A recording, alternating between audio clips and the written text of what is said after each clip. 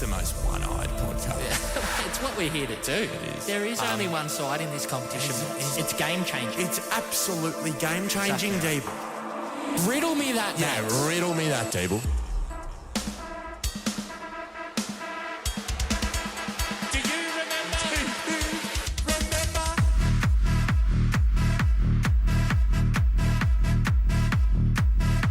It's what we're here to This is True Bloods, the number one independent Sydney Swans fan podcast, in the home studio today to review our disappointing season-ending loss to the Dons and to talk everything else about our Swannies girls. I am joined, as always, by the man who is counting down the minutes till Sunday. It's Alex Donnelly. Alex, how's it going? I said at 8 o'clock this morning when I was in the office, I was like, it's a Monday. Is it bad that I'm already tired? And then a few people were just like, yeah, no, we get that. If you know what I do for work, yeah, I'm kind of busy, kind of tired. I'm going to fly to Sydney tomorrow. And then I'm back tomorrow night. So yeah, it's The busy week. It's going, Paul. And look, obviously, if my horse wins, no one's going to see me for 2 weeks. So that'll be it. that'd be nice. That'll be nice. Look, as much as I don't follow horse racing, I will be cheering for your horse in spirit, just for you, just to get a win this week, because while the Arsenal girls did win, not much else went right for us this weekend. We also like Tim Donnelly, Father Donnelly, to have the win as Yes. well, because that's the important Yes. thing. We want Dad Donnelly to win, and Yes. I'm just jugging along the coattails. I own like half a hair in its ass. But It will Dad Donnelly be in Sydney as well tomorrow? yes, everyone. Yeah, will okay, be so you'll there, get to celebrate all together if Yeah, it all goes to plan. if it all goes to plan. That's enough horse racing talk. But Yes, if anyone's watching, we've turned everyone off immediately, because realistically, how much do we want to talk about this game? Not a lot. yeah, that fucking sucked. Yeah. The one team that you don't want to play in a monsoon, like North Melbourne doesn't count because North Melbourne will just beat training. The one team you don't want to play in a monsoon is Essendon, because they will play a game of rugby. Yeah. It turned into a game of rugby. And I'll be honest, I have not watched this back because I was too stressed and angry. And I'll be honest, I've been fucking busy. Yeah. It sucked. It was Yeah. So can I we come off had- the long run straight away about it though? Take This was the control of worst it. game of AFL in the past, I don't know how many years. The Yeah. worst game of AFLW this season by a long way. It even rivaled the disgraciatio that was Essendon and the Western Bulldogs last year at the end of the conjoined rounds. Condensed fixture. Condensed fixture, thank you. And there is one common theme, and it's Essendon. Now, do not get me wrong, faithful. I do not blame Essendon for employing those tactics on Saturday. It was a perfect storm, literally and figuratively, of they want to play a rolling maul style, a contested ball style, play four behind the football, kick for touch anytime they come out of defensive 50 unless they're through the corridor, and they got the conditions they wanted. On a dry deck, we murder them, absolutely murder them. The one thing we didn't want was 100 mils of rain. I don't know how much rain it is. I'm over-exaggerating here, of course, and howling winds. If it was just windy, would have been fine. Essendon, the way that they've done this, and I've talked to players, not just who were involved in the game, but also around the competition over the last few days, all off the record, no one was impressed with that performance. Understanding that the tactics were correct and it won them the game. So well done for winning the game. But as far as a spectacle and trying to grow AFLW is concerned, it was disgusting. And if people were watching that as their first ever game of footy, I would not blame them for never wanting to watch again. Yeah. And don't get me wrong, there are times and places for this. That was the time to do it. Can we never see it again? Because this takes us back to the flood, to Ross Lyon. This is Sean Dyche playing 10 players behind the ball for Everton when they're trying to get a draw. It was so bad to watch. I can't understate how bad this game was. And don't get me wrong, the gals were awful too. They were terrible. There was I'll go three players that were good on the night. Other than that, there was our bottom six let us down completely. Honestly, our bottom 15 let us down. Tanya Kennedy would be bruised all over if she didn't have tattoos. Zippy Fish somehow was the cleanest player on the ground despite it raining and it howling, and that left foot finish was just friggin' ridiculous. And Laura Gardner just did not stop all night, and I suppose the fourth, Ali Morfitt, was really good too. But other than that, pretty bad night. Yeah. Pretty bad night. So I think, look, there's a lot of, obviously you touched on a lot of stuff there.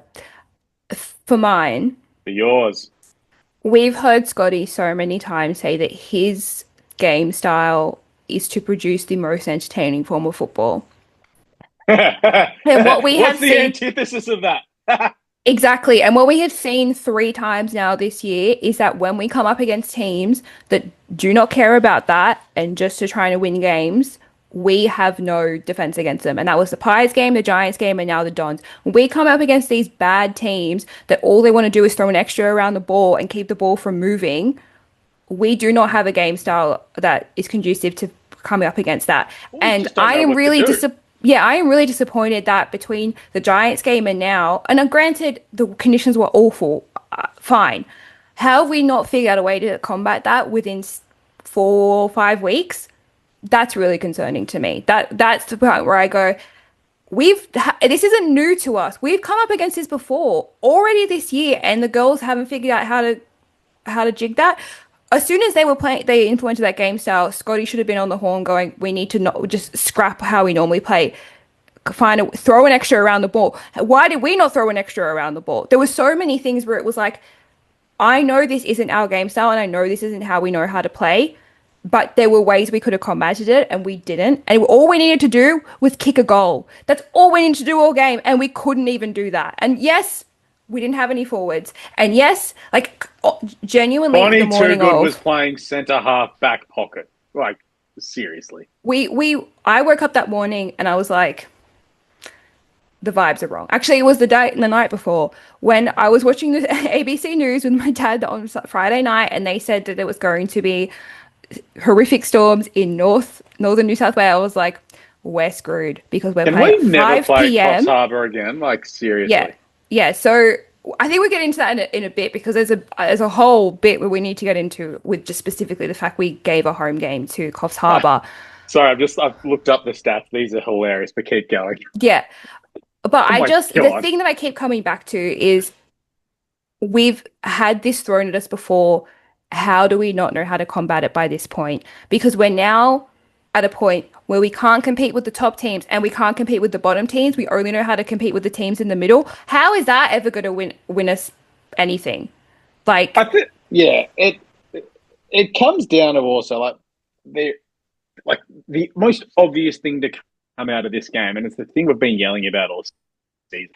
We definitely need a forward. Like, yes, we've got Chloe, but we need someone in that forward line that's tall and that can take a grab. Because if they do so, and don't get me wrong, Giselle's on her way to doing that. She's probably still a little bit away from that. She's so inexperienced. There are a few forwards that are on the market, apparently. And it would be, I'll say it, thank you, Mads, it would be corporate malfeasance if the Swans weren't in the market for a forward right now. yes. Because speaking to players, and it's really weird when you talk to players and they're like, what do you think? And you're like, oh, fuck, I'm just a dude who talks about footy. Like, what would I know? And my first thing is, they desperately need a tall forward. They desperately need a tall forward, not just because we need a marking option. One, because it'll stop Chloe getting double teamed all the time. Two, because it'll make Holly Cooper and Cynthia Hamilton and a few others so much more dangerous at the foot of the contest all day when we play games. We need one for our actual structure and balance. So if we need to throw Chloe behind the footy for a little bit because she's so smart, like we saw in that game against Geelong, we can do it. Yeah. Then it's also, we probably need another midfielder, because we saw once Sophia went down that we were one short, and it felt like we were one short all year. Defensively, I've got no real issues. I think our defense is pretty good. Don't get me wrong, getting another player in wouldn't be too bad, but that's more of a depth thing. Across our defensive line, if Brenna Tarrant can go back to her All-Australian best, we're fine, because Alice Mitchell, Ash Van Loon are fantastic as well. And then you've also got, like, Lulu drops in back there from now and then as well. Lucy McAvoy plays 1,500 positions. And you've got the best running halfback in the game that's only played 12 games in the competition. So we're good, but there's a couple of improvements to make. And I think when you look at those losses, it's those glaring holes that you don't notice when you're winning. You kind of do a little bit. But then you're like, oh, yeah, that's not great. Yeah. And look, I'm not going to disparage us for not focusing on that in the off season last year, because to us, we came out and said this. Our biggest downfall was our defensive line. And we really fixed that. So Yep. I can't be that mad coming into the season, us not targeting a tall forward, especially because Beck Privatelli finished the season on a massive high. Like, I think all of us expected her to come into this year being in the same form she was in last year. And unfortunately, she wasn't. And we got rid of Bella Smith, who also had a non-existent year this year at Freo. But, we did get rid of one, but we brought in a tall defender. And I was like, okay, that's fine. Also, I do think Julia O'Sullivan going down in like the second or third game made a much bigger impact than people are acknowledging. Collingwood, round 4. Yeah. Round 5? Round 5. Yes, round 5. Her and Soph going down at the same time was a huge loss because they play very similar roles. And I do think, we talk about how Soph was out for most of the season. I do think that's another thing that we need to consider. Jules missed basically half a season, if not more. And there's just like, there are so many things you can point to where you're like, if we just had this, it would be a different story. Also, like, we win one more game, we're in the top 4. Or if we finish 5th. 2 more games. Like, a combined total of, I think I did it was like 6 points, has us like 5th, hosting a final this weekend. Adelaide and Essendon. Sounds like, oh, Alex, like, you're not counting the GWS and Collingwood games. Like, yes, I'm choosing to ignore those. Whereas but it's also like, we didn't deserve to win those games. No, the funny thing is, so I can't be mad about that. Like, was it you I said it to, or was it someone else? I was like, yeah, that shit-house kicking in the first quarter against Gold Coast has actually cost us finals. Had we kicked straight, we would have still made the finals, even if we lost. So, like, it's those little things. You're like, 2 goals, 7, that sucks. Hi! Yeah, there are a lot of games like that as well. Remember how on your bingo card, and Faithful, I will do the final bingo results for the end, like after it'll come out this week. I haven't actually checked it since then. I don't think either of us did particularly well, but we both, I think you put on your list we would kick ourselves out of a game. No, we kicked ourselves out of a final. Yes, I was right. God, I hate being so right all the time. I'm just looking like 8 goals, 10, 7 goals, 8. I think 9 goals, 8 against Fremantle. We kicked 1-5 on the weekend. Collingwood was 2 goals, 5. Oh God, that was gross. That one. I think we were good against Adelaide. GWS 6-6. We were so good like, against Adelaide. Yeah, I'm not even going to click on the Adelaide game. North Melbourne don't care, don't count. We were good against Carlton. What was it? 2 goals, 9 or 3-3 against. Okay, so we actually weren't as bad as I thought. I thought we would. No, but there were games where I think the ones that we did miss. Like even West Coast 6 goals, 7. There was a couple of sitters we missed there. Even like you think about the game you were at against Carlton. You think about how many of those Montana Ham ones you should have kicked and didn't. Yeah. Like, it's things like that where you look at the goal and behind. Basically, we're going at 50-50 in most games. Like we're 11-10, I think 15-13 against Gold Coast. It's 8 goals, 10. So there's no. Where is that? Where Brisbane kicked like 17-2? Like, where is that? Yeah, and it comes back to the fact that we had a depleted forward line all year. Like, obviously, it's obviously very skewed to one end of the year when Chloe was fit and firing and we knew she was good. We can't rely on one player though. Like, I know she's Chloe Molloy. She is probably in the top 5 players in the league, but she can't be the be all and end all. And I didn't think she would be coming into this year because we managed to have a decent end at back end of the year last year without her. But it's like we forgot how to play without her once she was gone. And I said this a couple of weeks ago. Luce is a fantastic leader. I'm not disparaging her in the slightest. And I do think she had a decent game against the Dons, don't get me wrong. But when she has to lead everyone, it just becomes too big much for her. And that is totally fine because she's not supposed to be in a position where she is meant to be leading by herself. So I can't even get that mad at her. But we need to find a way to not just rely on Chloe because it's so evident that has happened and it keeps happening. And eventually she's going to retire. Like, she's not going to retire for hopefully 5-6 years, but like, it's going to happen at some point. So you can't just keep relying on her, especially because we have had one full season with her in the 3 seasons she's been here.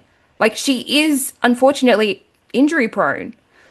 No. An ACL and then a back injury. That's not injury. Yeah, but that back injury, look, I don't know. I've only wished her well.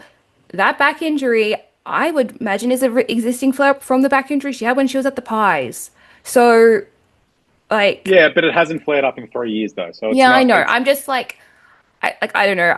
Obviously I'm literally wearing Chloe's jersey right now. I am her number one fan. It's just when you have these incredible players, you cannot rely so heavily on them. North don't. North have Jazz Garner, who is the best player in the league, and when she was out like for 3 weeks or 2 weeks with her, I think she got a concussion. She had no some form of ankle, injury, ankle, ankle. ankle. They were still winning games. They didn't even drop any games. They were still playing as well as they did the I entire mean, time. it does help that they've got They Ash have Ash Riddell. Riddell, Look, Vicky yes, Wall, Blaithland Bogue, who's going to be an All-Australian in her first season, kicking 20-odd yes. goals. Like, fuck off, North. Like, seriously, grow up. God, I love watching North Melbourne play football. But like, yeah, there's no other team I can really compare them to because I don't think anyone else has a star on the no, level that but then Chloe you does. but then you look at a team like Richmond, for example, this year, who was legitimately that's fair.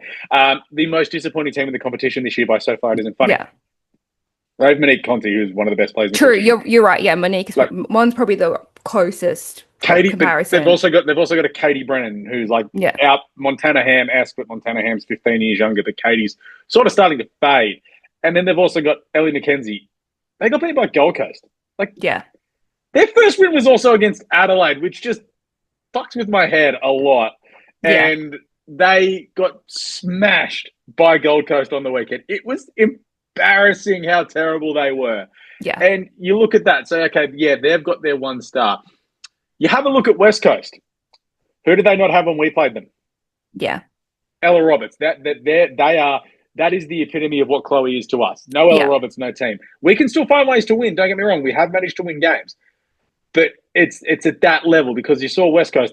We belted them, and then they just got avalanched by Carlton. It was crazy. Now they're going to play each Yeah. other again next weekend, and then Collingwood don't have a star. Who am I talking about? Chloe But don't yeah. have a star. I don't think Carlton really have like a key star. I do think if Keely or Abby misses, they're probably in trouble. But now Yeah. it's probably if Poppy doesn't play. Yeah, Poppy Schultz, it's- guys. There's an early warning. Poppy Schultz is a star. she was so good against West Coast. That was such a good game. She's so and I guess like Ed strong. Marinoff at But they've Adelaide, still got, they've got other stars. They've got Hatchie, the Allens, Munyards, the Kellys. But I guess you could say the same for us. Like we don't have like, we've got Mon, we've got Zippy, we've got Ali, like we got Laura Gardner. It's hard to put that. But so the thing with that is Ella Roberts can go forward and kick a goal. She can go forward, take a mug, and kick a goal. Yeah, Mon can at times, but you need Mon to be getting the ball, to delivering it to the forward line. LG is not going to go forward and deliver it, and kick a goal. yeah, It's those type of players, those game breakers, which is so important. Like we haven't seen it this year. Like Collingwood's version of that is Matea Breed. Hasn't played a game all year because she's been injured. She's phenomenal. Can't believe she's at Collingwood. Hawthorn, Anya McDonough, apparently on the market, like as a player because she's out of contract. She hasn't signed. May have sent a message to players, be like, "Oi, go talk to the recruiting team. Do you not think this person would fit in at the Swans?" we already have 3 Irish girls. I'm sure. Yeah. Go and get the connection going. Like, go to Paddy. I'm pretty sure she's from the same county that Julia O'Sullivan's from. Jules, you're in rehab. Oh, Get maybe on the not. phone. Maybe not. I can't remember. She's either from Kerry or Cork. Jules is from Kerry. I can't remember if Anya's from Kerry or Cork. But anyway, like, yeah, I'm obviously devastated. Everyone saw that image I put up after the game. I was bawling my eyes out because one, the game was so frustrating, and that just happens to me when I watch frustrating football matches. Like it was an absolute nightmare to watch.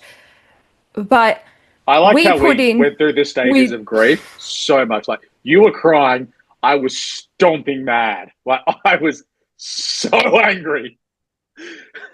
And like as I said at the start, on that Friday night, I was like, oh no, tomorrow's not bringing the good vibe. And then when the game got delayed by half an hour, and then all this other stuff happened, where I was just like, we're not going to win today. I just had this feeling, and it came to fruition. And everything was set up for us perfectly. Carlton beat West Coast is what we needed, and like all we needed to do was win. And I really did think the girls know how to win a game when they need to. And so that was the only thing keeping my hope in check. And I thought keeping it low scoring, we were going to do it. But when they kicked that second goal, I was like, it's done. It's done. We can't kick two. We can't even kick one. How are we going to kick two? Zippy fish, honestly. Like, that was a joke, that goal, wasn't it? Honestly. Left foot in the rain on the run. And as soon as she be like, I should kick this. yeah. So I had no doubt. I had no doubt she was going to kick this. Everyone else, whenever they got near the ball, I was like, this is going behind. I was going to be behind. But it's so devastating because any other year that amount of wins gets you into finals, fine. It's a different year. Everyone's played really well this year. The Saints are going to get absolutely monstered next week, but that's a whole other discussion. Oh yeah, what about that? They got like the awesome. Oh, we can talk about it in the preview, Alex. But I'm trying my best to not talk about this game. Actually, what I want to talk about in this game because didn't get to it because I had to look at the stats and I started laughing. Yeah, like it's a fucking joke. Laura Gardner had 35 disposals and 16 tackles. Like what a machine! Tanya Kennedy and Georgia Nanscorn was the only highlight of this game. Them just tackling the shit out of each other with Daria Bannister coming through like a cannonball was phenomenal. But also, can someone stop Daria Bannister charging through like a cannonball? Clean her up before she comes through a contest. Lay a bump, someone. Yeah, Pussy. Like loose. Exactly, loose. You're the only one down there that can probably do that. Just tackle her. Like, what are we doing? But, like, the one thing I did want to shout out, because you said Tanya and Nanscombe were the only highlight of the game. Can I give a shout out to Ash Van Loon? Because I thought she did really good on Bonnie Too Good. Bonnie apart from the free kick she gave away, which got them a goal, Ash followed her all day, and she looked fantastic. And I called for Ash to be on Bonnie last week, and I think it worked out well. I don't think Brenna would have done a better job. Brenna had a good game, I thought. She did have a good game. She also had a very good game. Actually, you know what? Our entire back six had a very good game. Like, I really can't fault them because the ball was down there, I think, 75% of the game. So they did a decent job to keep them to 2 goals. And I think it was like 2 goals 2 or something, or 3 goals 2. 2 goals 2 to 1-5. We missed the finals by 3 points, Alex. 3 points. And with coming off a men's season where we finished 10th and then a women's season where we finished 9th, this is just like what the worst possible position to be in. This is the worst 2 positions to finish because you just didn't make finals, you're going to get shit draft picks, and now you're just like, I want to watch my girls next week and I fucking can't. Now we have to wait 9 months to watch them again? 9 months! Now I'm going to have to pay attention to the draft like last year.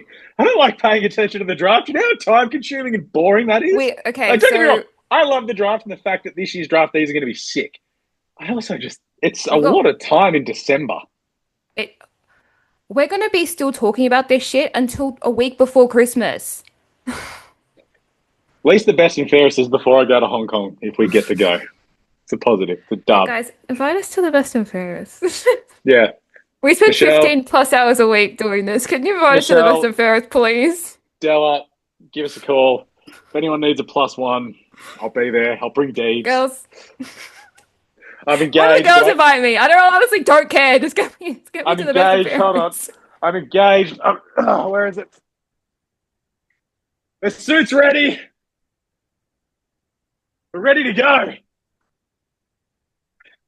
Anyway, let's talk about the fact we played this game in Coffs Harbour because I do think it's important to talk about. Are we getting money for this? Like, what's the go? Because that's what I genuinely think so. Like, North Melbourne sold games to Perth. Hawthorn got money from going wherever. GWS have to play games in Canberra. The D's get money for going to Alice Springs.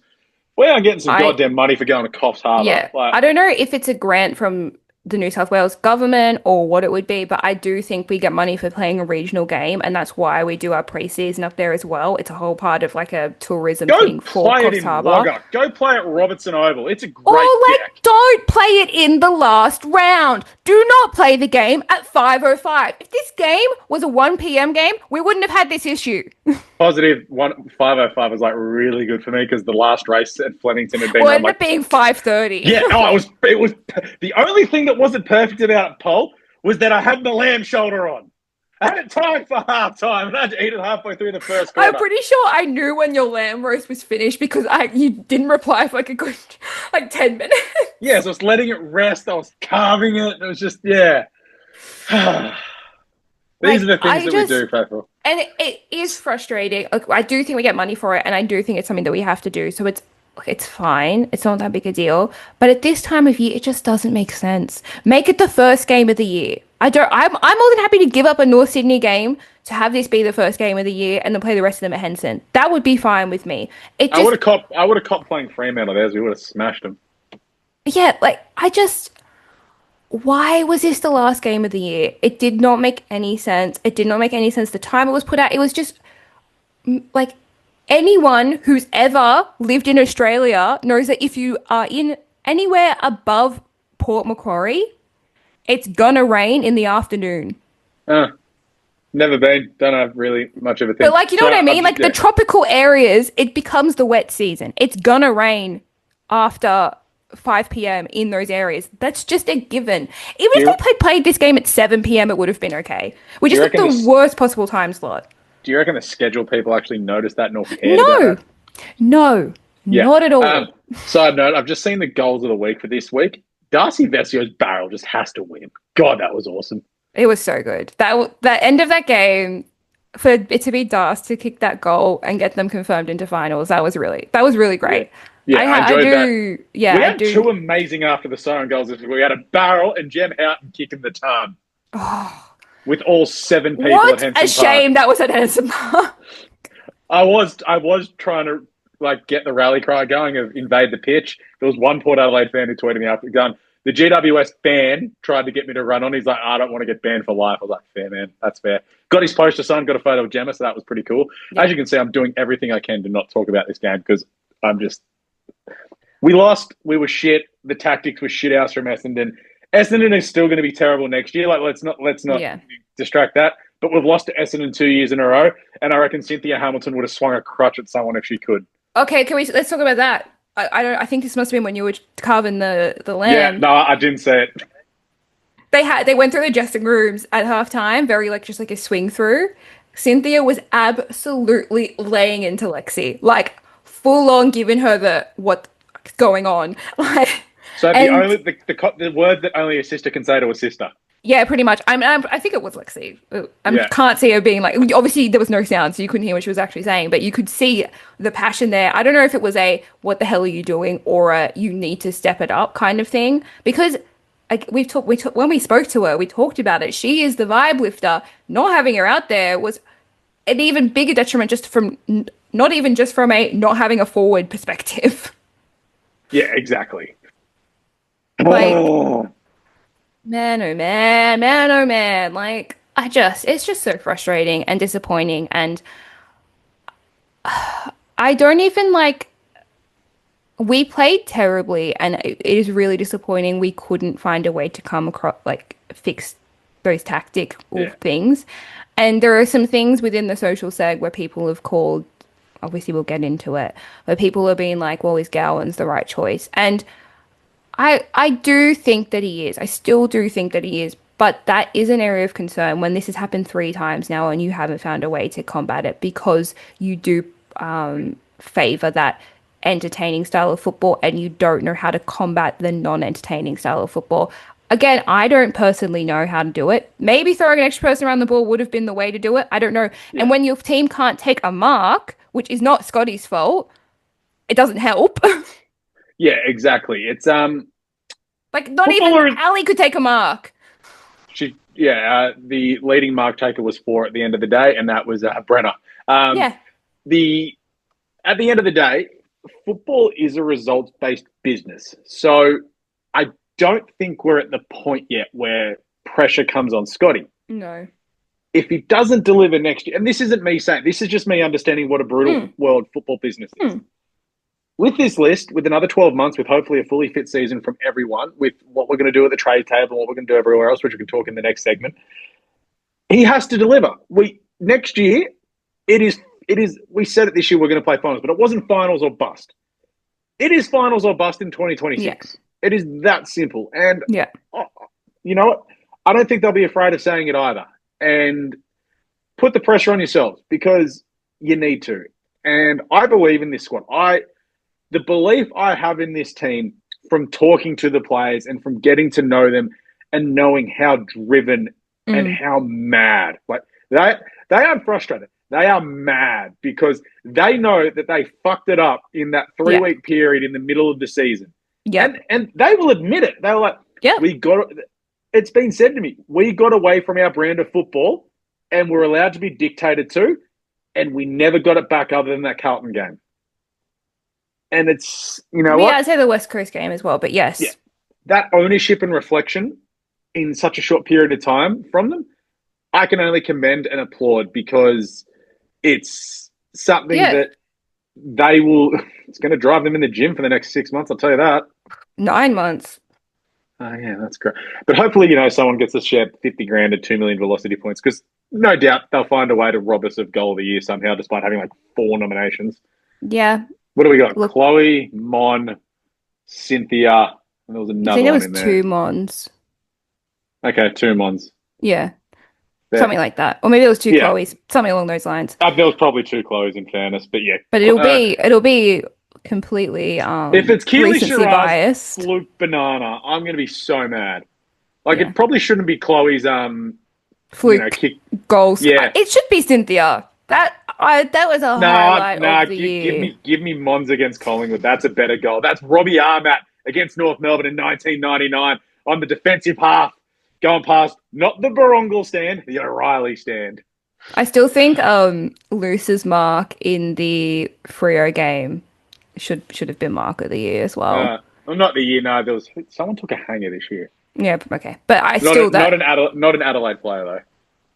No, I don't even think they vote for mark of the year. They only vote for goal of the year. Yeah, it's the weirdest conspiracy theory in football. That's some great AFLW lore. That's some great lore. I learned some great AFLW lore over the weekend that can't be repeated. There's a bit of that going around this weekend, especially with a certain game that happened on Friday night. Let's talk about that in the next segment. I think we've bullshitted around this enough. Let's get into the socials because there's some interesting comments. Alrighty, we'll be back right after this. This is True Bloods, and we are back for the social segment where we have a fair few speak pipes. We've got some comments on your socials, but I'm going to start because I think I can make Pole cry, which in fairness really isn't too hard. Yeah. All right. So, as said before, have talked to some players in recent days about this, and I just said to one of them, do you have a message for the faithful? About the season in general. Said player, I just want to apologise for not meeting the standard that we set. We are disappointed, but we also need to say a huge, and in all capitals, fucking thank you for showing up each and every week. We lead the way, but that is the faithful. We promise to do better and better for longer periods of time throughout next season. Nailed it. Knew it'd happen. Knew it. Gotta. I mean, to be fair, we rock up here every week, Alex, as the boys like to say. Our blood, sweat, and tears goes into making this podcast, and there's been a lot of talk about crowd numbers today. I don't know if you've seen over on. You've been so busy. There's been a lot of talk about crowd numbers because obviously the season's ended, and everyone's been picking out averages and stuff, and we've not only are we easily the best, but we've also increased our average for the entire year, and it is so special to see and to be able to every week come in and do this and give something back to the faithful.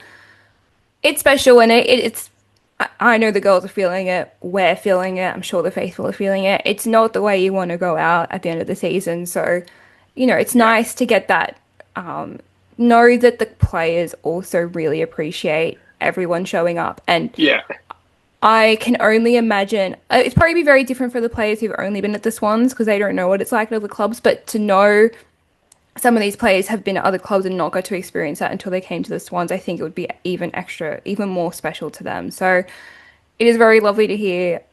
Obviously I am very emotional, but I, on Saturday after the game, threw up a picture of me crying because I was very, very emotional and said, so I let the faithful know exactly that I was feeling and what they were feeling, all somewhat in the same vein, and threw the speak pipe links up, and people sent their vents through.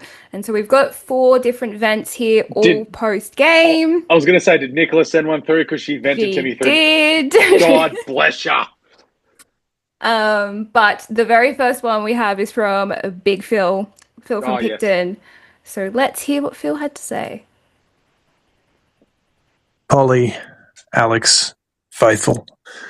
It's Phil from Picton here, doing the thing that you probably shouldn't do after a gut-wrenching loss of that nature, and jumping on the old speak pipe.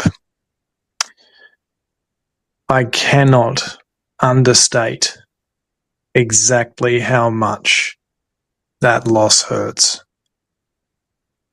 And I think, in a way, that's a positive for us as AFLW fans and for the AFLW itself, that more people will have this kind of connection to their AFLW sites.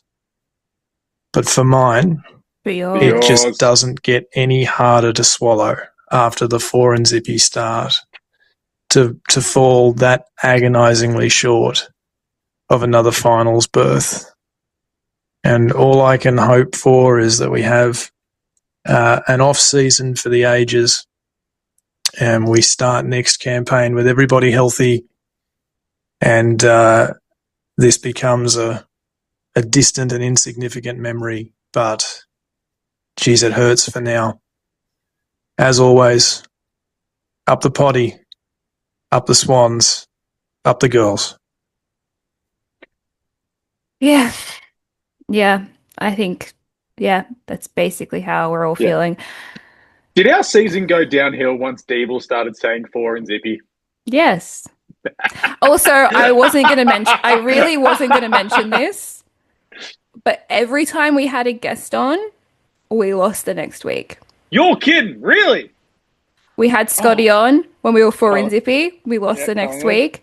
Yeah. Then we had Cynthia on. We lost the following week. That was the D's. That doesn't count. And then we had Marnes on, and then we lost to the Dons.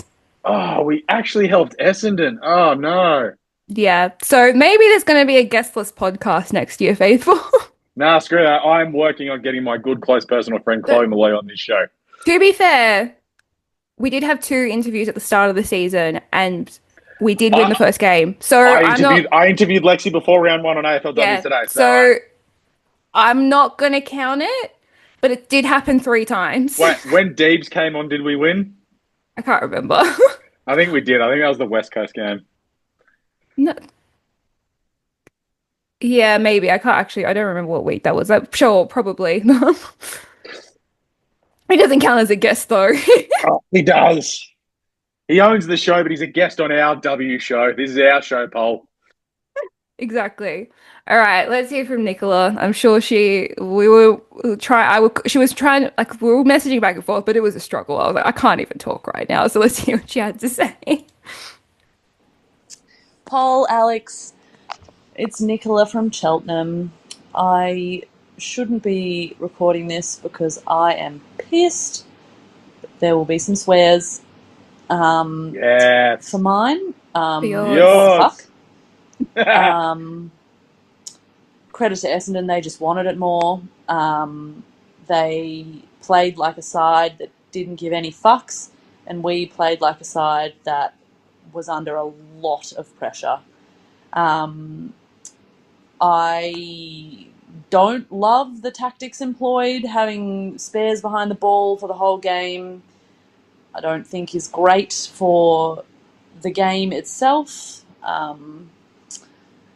And yeah, I'm pissed off that the AFLW haters are just going to have an absolute field day without having any understanding or awareness or interest into the conditions that they were played in, 99% humidity, the bizarre holding the ball interpretation or lack thereof, and just the players behind the ball. I'm boggled. We shouldn't have been in this position. We should have won some easier games early in the season. Bloody heartbroken. Anyway, that's me. That's my whinge. Thank you for the whinge, sign Nicola. off, just out.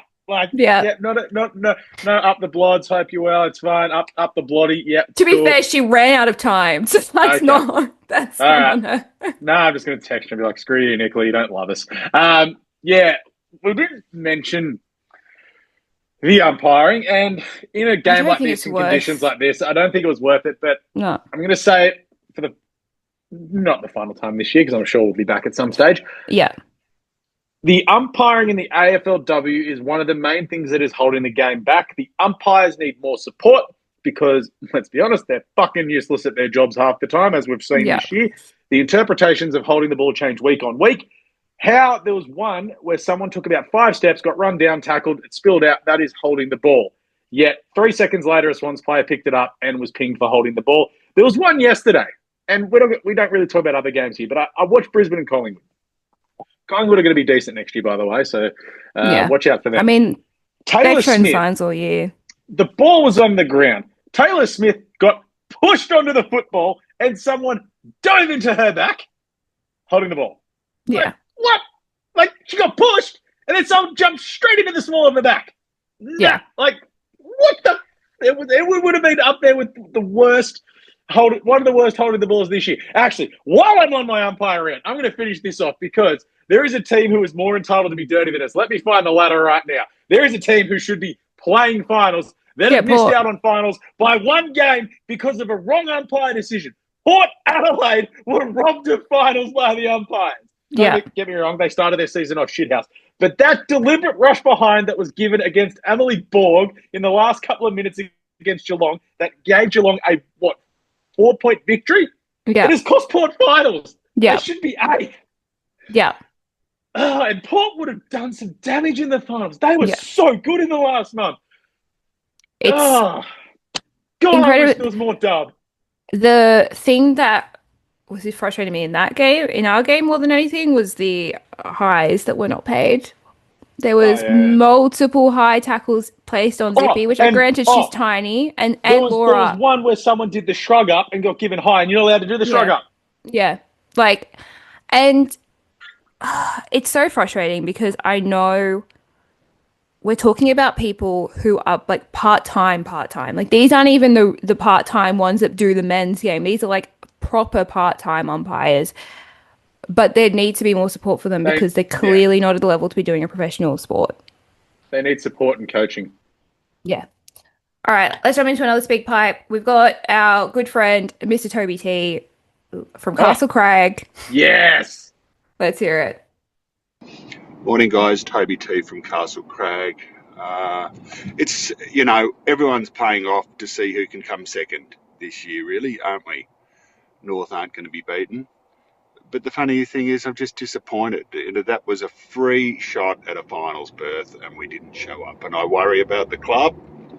I worry about the softness, that Bloods culture that we talked about when I was growing up. What's happened to that? I think this women's team has got a lot to look forward to. But really, I think we're 3 or 4 players short of a threatening list. And I hope we can hang on to our young talent. I'm looking at you, Zippy Fish. I think she's just fantastic. Breath of fresh air yesterday. What a great goal. I mean, don't forget how great her goal was. Yeah. In a really disappointing result. One last thing. I'd love to see a club photo with the women and the men together. Up the Swans, up the potty. That's a good shout, too. I don't think I've ever seen one before. Didn't we get that at one of the club openings or something? They were all in blazers at something. Last year, maybe. Oh, 150th. Yeah, at the 20, I think because it was the 150th we did, yes. But it would be good because there does overlap. Just get the men's there for photo day and do a whole... Before round one, the dub plays round one, getting the lads in for a photo on a Wednesday or something. Or even just for media day. The men would be around.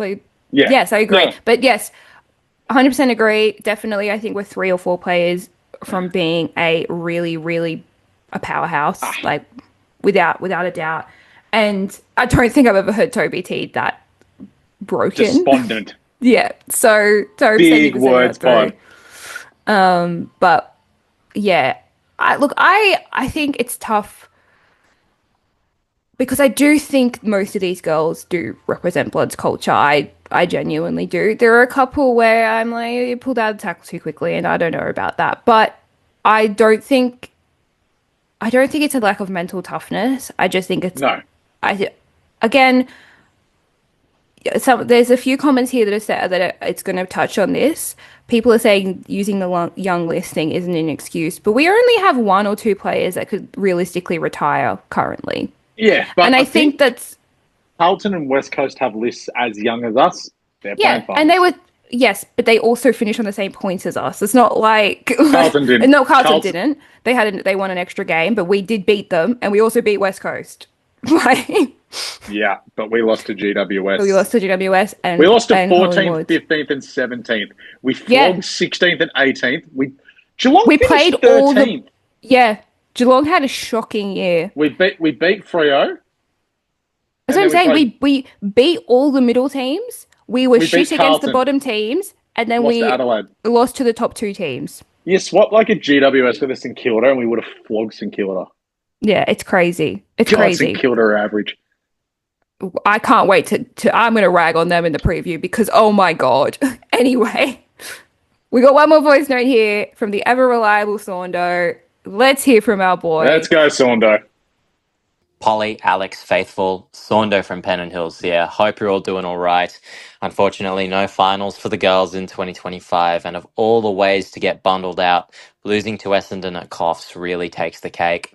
Look, we can go full 2020 dimmer and criticise the flooding tactics of the opposition, but at the end of the day, Essendon were going to do all they could to screw us over. They came in with a plan and executed.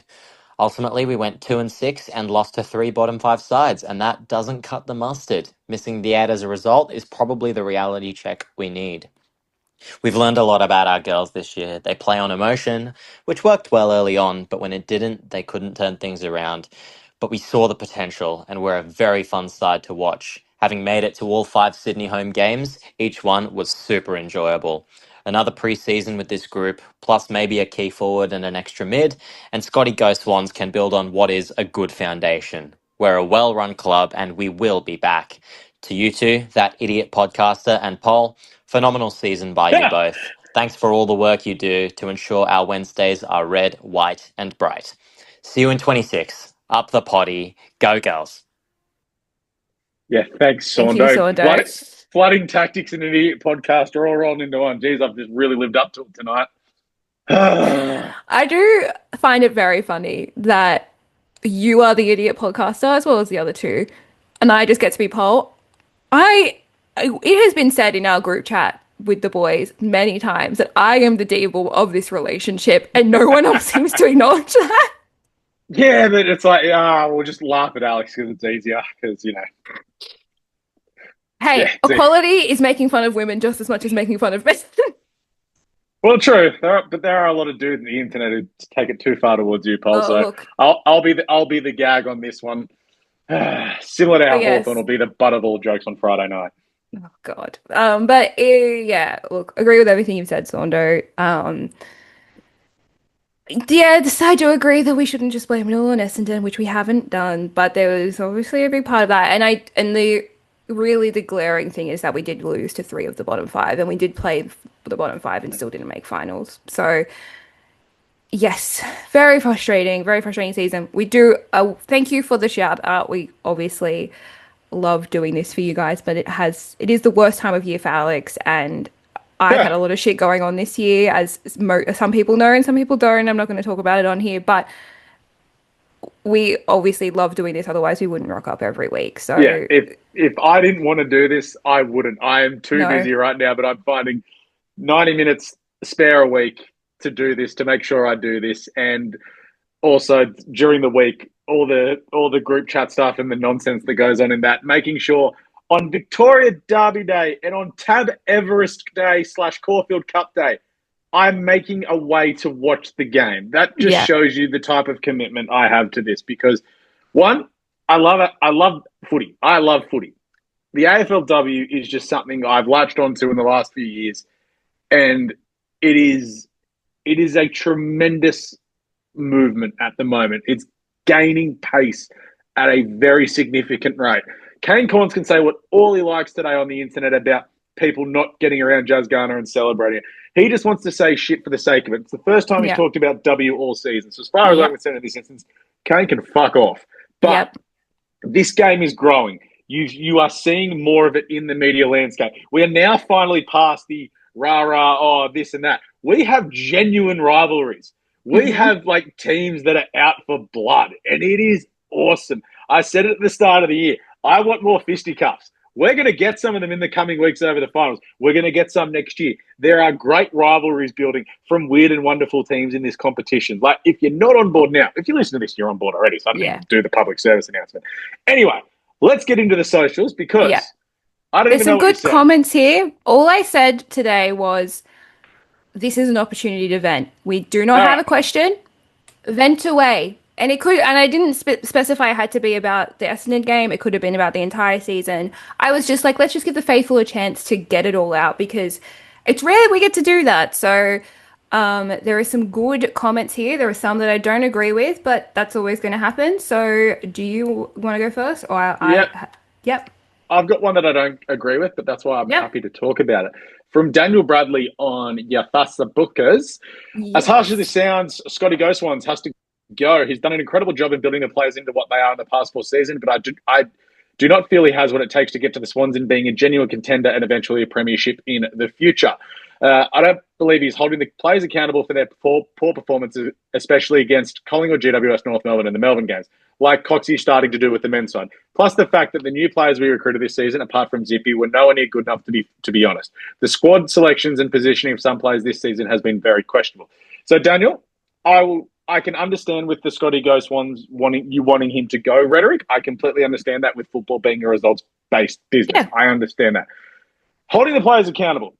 Well, the problem with that is if you want to drop 4 players for a bad game, you need to have 4 players ready to come into the team.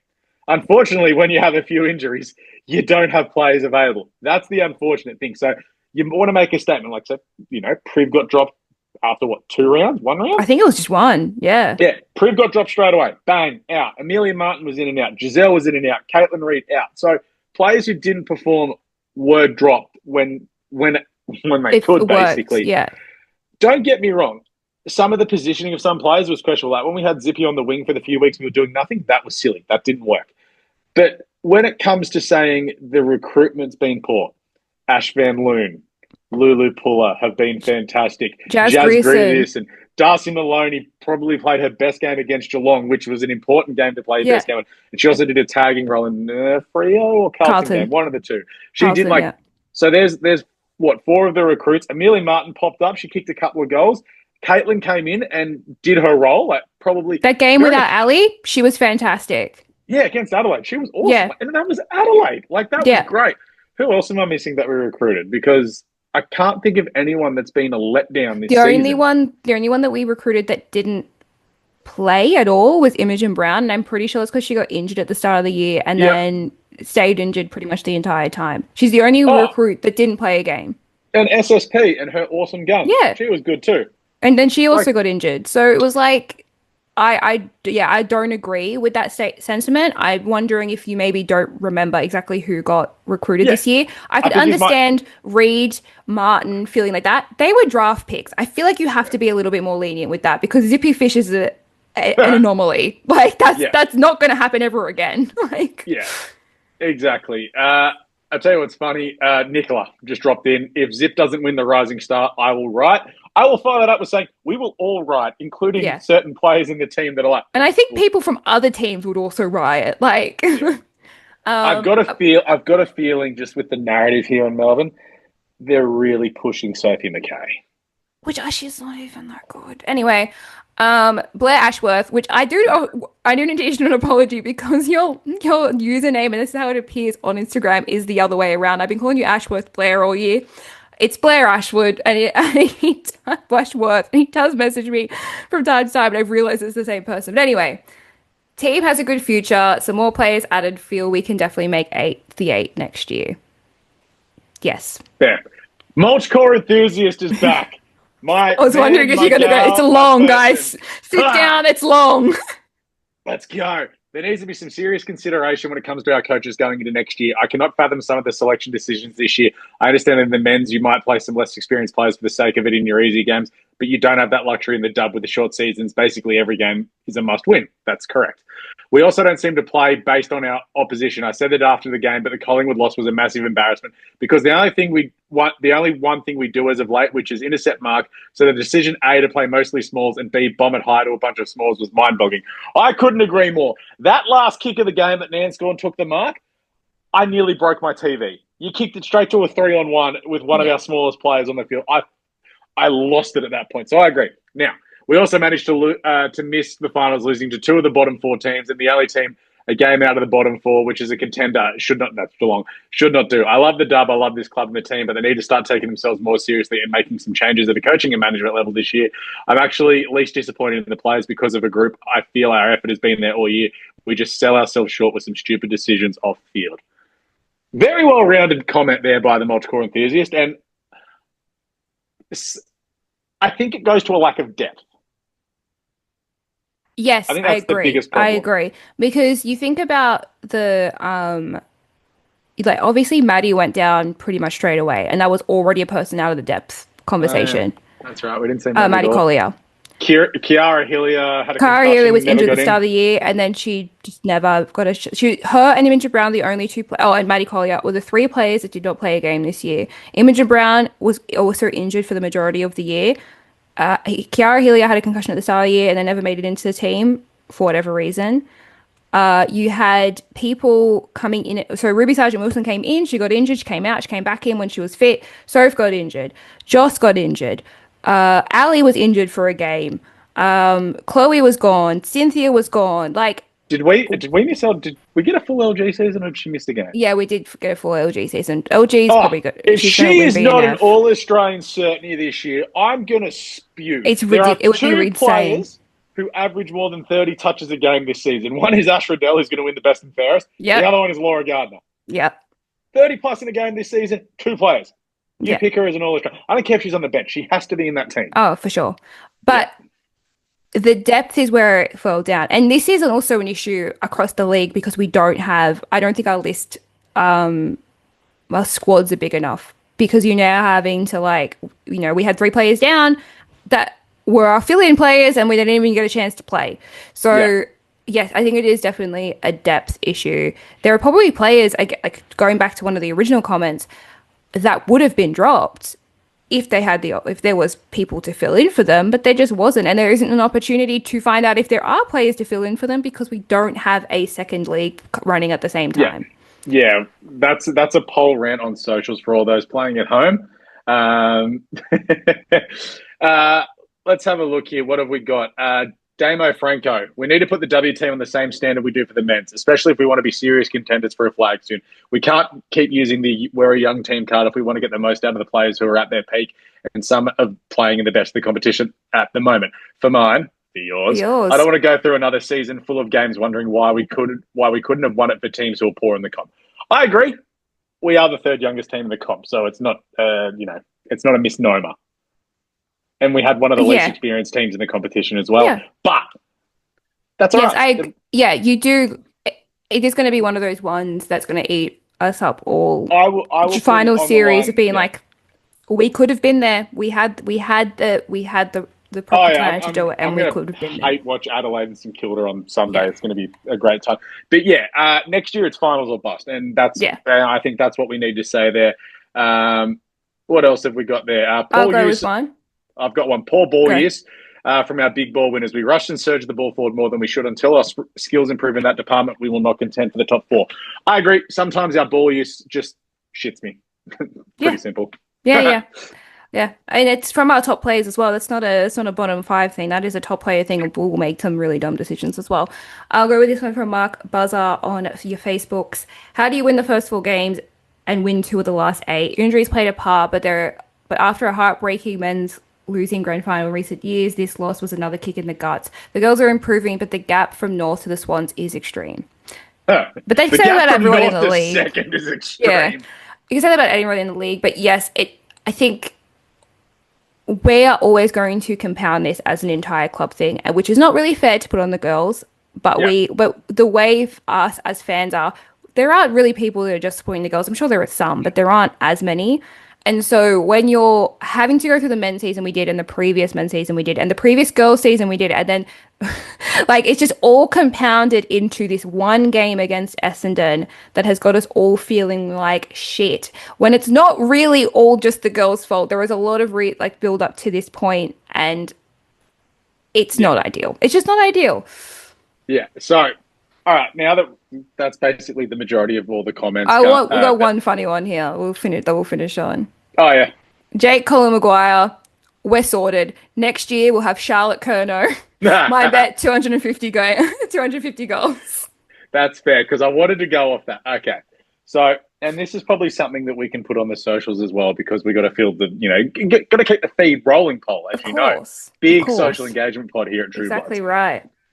I give you, and so it has to be realistic. So you can't say Jasmine Garner. You are in the off season. You are head of list management and recruiter. You get to bring in one player, and this has to be someone that's like feasibly going to leave their club. Or shout out to Cal and Riley. Stuck in Riley, go for Liverpool. Anyway, you get to bring in one player. Who is it, and why? Yeah, we'll put that up. Maybe we'll put that up as when we do the season review and preview the trade period and draft in a couple of weeks. We'll put that up as the social question, and so you guys have 2 or 3 weeks to think about it and do your research. Right this moment, I'm saying Taylor Smith from Brisbane.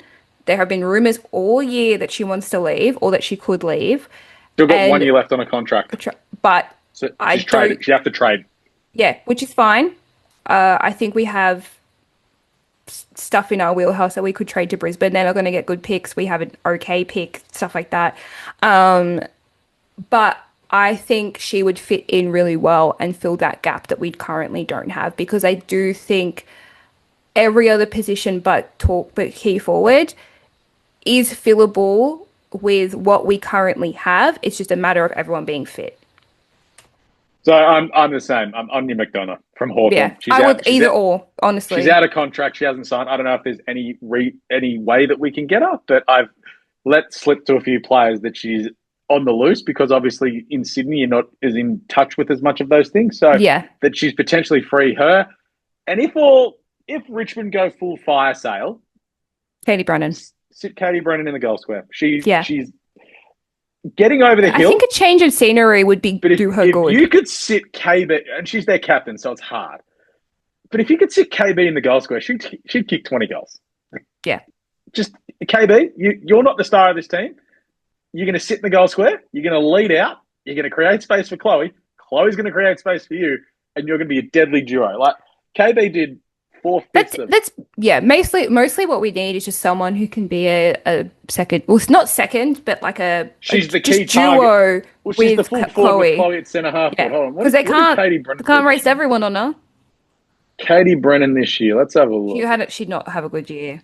She did not have a good year. Katie Brennan on the weekend at 12 touch. She's 33, so she is right. Yeah, but I think finish your career off somewhere else, change of scenery. It sounds like it's god awful at Richmond at the moment. They're having to do a internal investigation. She kicked 6 goals this year. Oh my God. She had an awful year. But she has so much. I don't think this is she is going to retire because this was so bad year. I think this was just everything was awful at Richmond and she just couldn't thrive. She is from Queensland, so maybe there's a way that we can piss off this season from Tanner Barrington. Three-person trade, 3-team trade. Hey, we had the 7-team multi-trade last year. That was awesome. We got Lily Niffen up to the Gold Coast. That was sick. I'll stick with Anya McDonough just because she's young. Left footer, I still don't think more Irish. Peak. Also, I feel like it'd be really... I don't know how we don't have more Irish players. All Where the Irish Sydney people live in Coogee. What is Go and find someone! A message TK and be like, oi! Like when I threw the shirt at her at Geelong. Be like, hey, TK! Find us a block! All right. I think we'll wrap up the social seg there. There's not going to be a very long preview because obviously there is nothing to preview this week, but we will go through the tipping results and preview some upcoming stuff with the finals.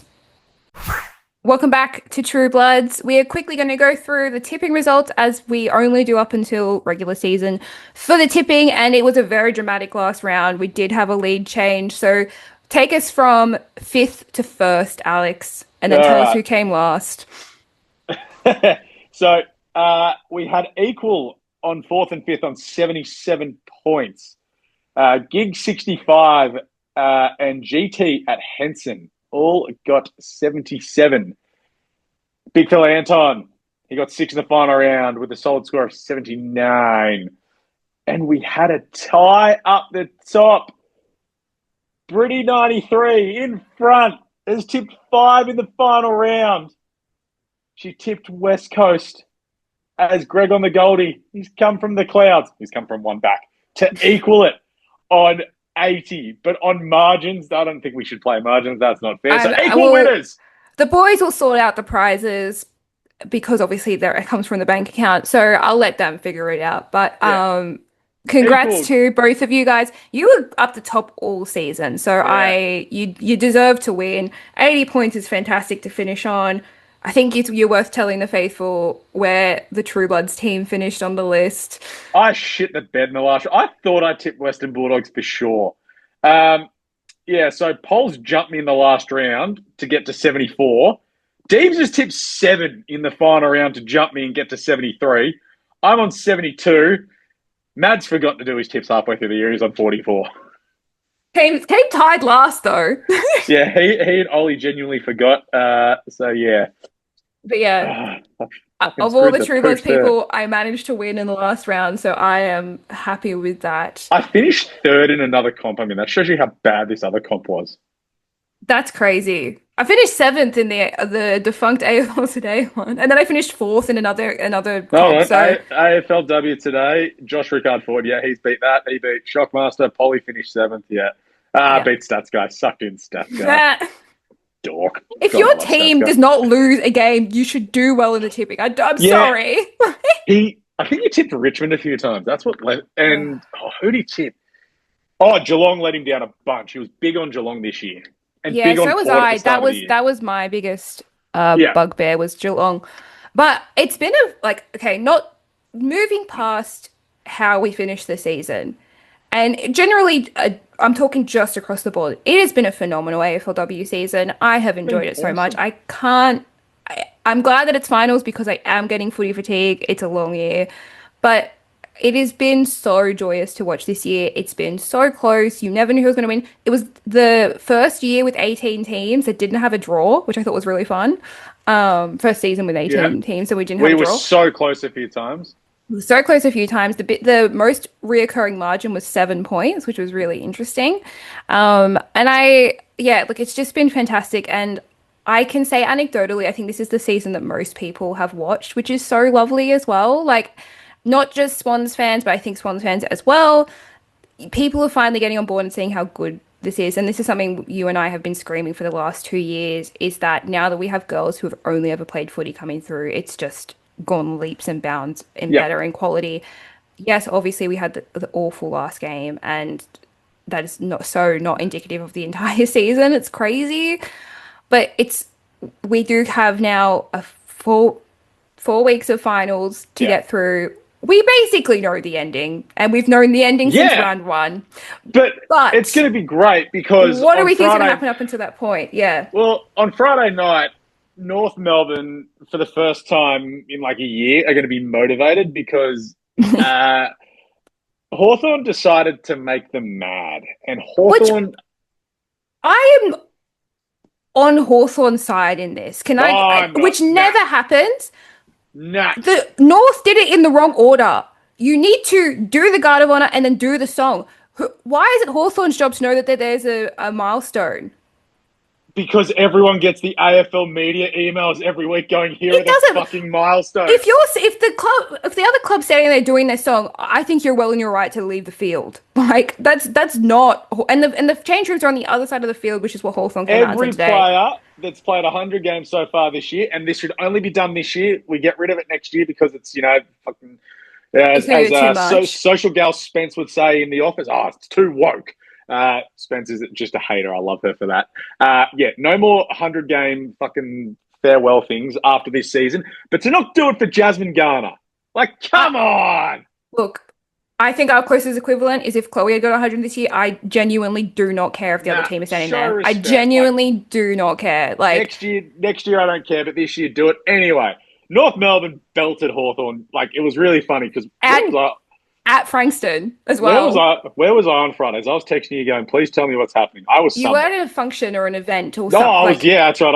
I was working. I was at more functions for racing at this time of year. Yeah, and then you're just like, it's happening. And I was just like, haha, that's it took a quarter, but I was like, you can already see it. It was a fantastic game. Like, it's going to be a really, really good game. Hopefully, and I don't know if, because it's at Icon, it's going to be flipped, because I don't know if it being at Frankston was a big benefit to Hawthorn getting it wasn't close, but they played well, right? But didn't North rest a bunch of players as well?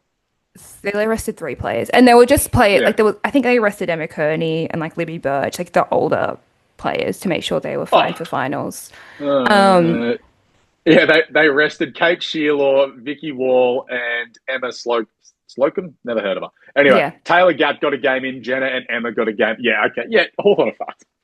Oh, yeah, there's no way. This is what I said in the group chat today. Yeah. I wish this was a knockout final, because could you imagine how good it would have been if North made a guard of honour to kick like a Hawthorn out of the finals? I don't think they're that petty, which is really funny. But Hawthorn are getting this reputation. One of their players the reason this all blew up is because one of their players was calling out Hawthorn for not being there. So I do think they are that petty. Alice O'Loughlin, God bless her for it. That's great. I love it. North Melbourne will win that by like 60 points. It's going to be hilarious. Carlton and West Coast play each other again. So the 2 Friday night games from last week are the first 2 finals this week. Carlton will smash West Coast. Unless it's that really weird theory. Unless Ella Roberts goes psycho. I'm not they'll have the player who got suspended back. Why is this at 3:00? Why is this? I'm assuming it's so West Coast can fly back, but why is this at 3:00? Because they're not going to be the home team next week. Just keep them in Melbourne. Yeah, it's because of that. I don't know. I guess they'd probably go to Brisbane, actually. Or whoever. Yeah, so then you've got Sunday at 1:05, Melbourne and Brisbane. So always what the qualifying finals is 1:05 on a Sunday. That's normal because they play both games on Channel 7. Flip it the coin game. I don't mind it. That's going to be the best final. I want Melbourne to make it I want Melbourne to come second. So I do think this being at home not at home, but in Melbourne is huge advantage to Melbourne, because they have not been able to play away this year, and being able to stay in Melbourne the entire time is going to be a massive advantage for them. It is a toin cost, and when they play a toin cost, yeah. One thing I did this year, and I can't even say it properly. I do think it's going to be a coin toss. I'm thinking it's going to be Melbourne, but it should be a really good game, because these are both 2 really good teams. But I do think Melbourne's game style is very, very similar to North. It's still obviously a worse version of it. So that's who I'm going for the rest of the final series is Melbourne. And Adelaide will kick the ever-loving shit out of St Kilda at Norwood at 3:00. I wish this game was at Unley, but it's cricket season, so. I've been hyping this up all podcast to talk shit about the Saints. So, in the group chat I'm in, it's a big Nick Del Santo hate train in there. They do not like Nick Del Santo, and everyone's like, now that they're playing finals, we can't hate on them anymore. I was like, no. When they lose in the first week of finals, we can still hate on them, because do you know who they beat and who they lost to this year? They beat. I sent you the photo. I sent you the list. Oh yeah. It was no one. They beat Adelaide in the first round, who nearly didn't make finals. They beat. Then they lost a bunch of games in a row. That Collingwood game was just disgusting. It was. We watched it. It was awful footy. Teams. Hold on. Here we go. I've got it here. So many messages. They beat Adelaide by 20 points. They got flogged by Melbourne by 70. They lost to West Coast when leading by 4 goals at three-quarter time. Hawthorn smashed them. They beat Essendon. They fell in against Richmond. They beat Port, which is not too bad. They beat GWS by 2 goals, only kicking 4 goals themselves. Beat St Kilda in the worst game ever. They did beat Carlton, which is a tick, smashed by North Melbourne, and then got flogged by the Dogs. By the Western Bulldogs. Which was also, if it was at Win Novel, I could understand them getting flogged by the Dogs. It was at RSCA Park. That's where they're supposed to play their best football. This is not a good team. Yeah. Like, it's really frustrating that they managed to sneak in there ahead of us, because if we had played them this week, we would have smoked them. Yeah. Anyway, they're going to get absolutely demolished by Adelaide this week. I know they beat them in the first round, but they are going to get smashed. Yeah, they are. Wrap us up, Paul. I need to go to bed, so I got the plane to catch at 7 o'clock. Fair enough. Very tired. As everyone, even if we don't care about horse racing, we wish you all the best tomorrow. Even though everyone listening to this will be hearing it in post, so they will probably know by now if you've won or not. If you're listening to this before 10 past 4, it's on Channel 7 at 10 past 4. Australian it comes out on Wednesday, time. Alex. Oh. Fuck.